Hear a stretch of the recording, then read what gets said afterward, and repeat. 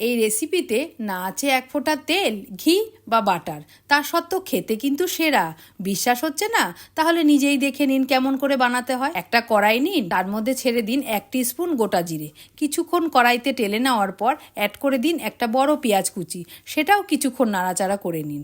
এই রান্নাটায় যখনই দেখবেন কড়াইতে লেগে যাচ্ছে, তখনই সামান্য জল অ্যাড করে নাড়াচাড়া করে যাবেন। পেঁয়াজটা এই স্টেজে আসার পর প্রথমে দিয়ে দিন 1/2 চামচ হলুদ, 1/2 চামচ ধনে গুঁড়ো, 1/2 চামচ জিরে গুঁড়ো, সামান্য আদা বাটা আর পরিমাণ মতো নুন দিয়ে হালকা নাড়াচাড়া করে অ্যাড করে দিন 1/2 চামচ কাশ্মীরি লঙ্কার গুঁড়ো আর 2টো কাঁচা লঙ্কা কুচি করা।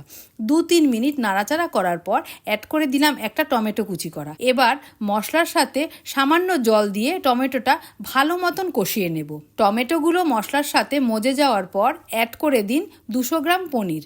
সেটা মশলার সাথে ভালো করে নাড়িয়ে চাড়িয়ে ওপরে সামান্য ধনেপাতা কুচি দিয়ে মিশিয়ে নিলেই রেডি।